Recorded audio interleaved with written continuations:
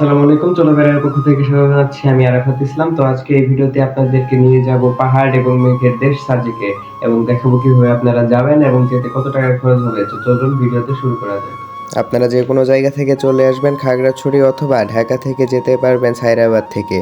আমরা যাচ্ছি ঢাকা সায়রাবাদ থেকে শান্তি পরিবহনের একটি নন এসি বাস দিয়ে।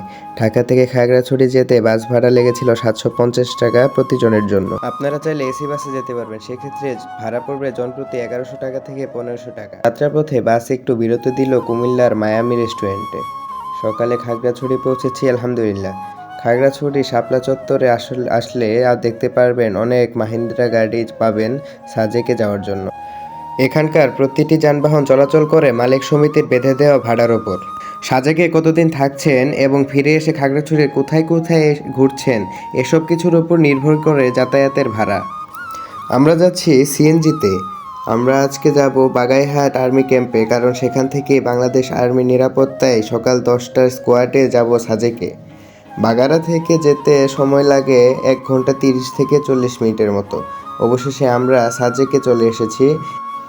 আপনারা কাপলরা গেলে রিসোর্ট ভাড়া পড়বে 5500 টাকা এবং বন্ধুরা মিলে যদি 4 জনের গ্রুপ হয়ে যান তাহলে রিসোর্ট ভাড়া পড়বে 6000 টাকা।